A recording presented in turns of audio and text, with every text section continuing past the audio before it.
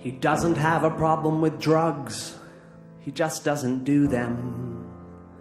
He's fine that his mates have tattoos, but he reckons they'll rue them.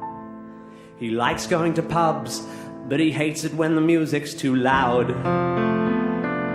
He tends not to go to rock concerts cause he can't stand the crowds. But all he's ever wanted to be is a rock star on Rage or MTV. But he knows that it's not fucking likely. He just turned 30. He knows that he will always be a rock and roll nerd. He'll keep writing songs the world will never hear, and though they won't be heard, he'll just keep writing. Oh yeah, but you see the problem is he always dreamt of being a star, but he learned piano instead of guitar, which in the 90s didn't get you very far. So while the other kids were learning Stairway, he was the piano to their forte. But he was convinced one day he'd rock their fucking asses and be an icon for the disenfranchised masses, and grow his hair long and rebel against the state. But just for now that'd have to wait, cause he's running late for his morning classes, and he will always be a rock and roll nerd. He'll keep playing gigs that no one knows about, and though it sounds absurd, he'll just keep playing.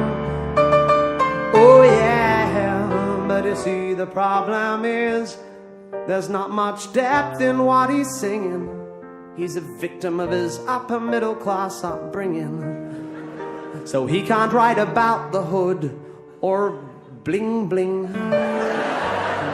So he sits and imagines his girlfriend is dead to try and evoke some angst in his middle class head. But the bitch is always fine at 9:30 when he go to bed. And he's not spent a single night in prison. He has no issues with nutrition. He has no drinking problem and no drug addiction, unless you count the drugs they put in chicken. And marijuana always tends to make him cough. He doesn't look good with his t-shirt off, but when he tries to act tough, you can tell he's tricking. While his mates will go out late, popping pills and having fun, he goes home and showers and gets a good 8 hours. He gets his thrills from his morning run. While his mates will go on dates, taking speed and drinking cans of Jim Beam, he stays home and cooks, curls up with a book with a girl he's had since he was 17. Cause he's never really been part of the scene. While the other kids like Gunners, he like Queen. He's more into Beatles than the Stones. He's more Stevie Wonder than Ramones. And he's never owned a panel van. He never shot a Pantera fan. He doesn't know the difference between metal and thrash. He couldn't tell you nothing about Axl and Slash. He likes Ben Folds and the Jackson 5. He knows all the words to Staying Alive. And though he wants to be all grungy and cool, he spent 11 years at a private school. So it don't matter how he tries, he cannot hide behind his rock and roll lies. Cause you've either got it or you don't. Yeah, you'll either rock it or you won't. Yeah, you've either got it or you don't. Yeah, you'll either rock it or you won't. He knows that his music lacks depth, but it just can't be helped.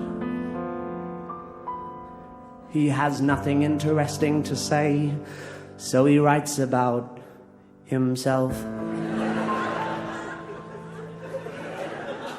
But he doesn't want to seem self-obsessed, so he writes in third person.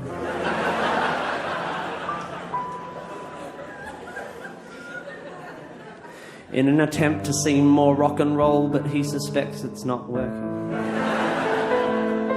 And deep in his heart he knows he will never be Bono or Bowie. And even if he was quite pretty, with small pants like Kylie, he knows that he will always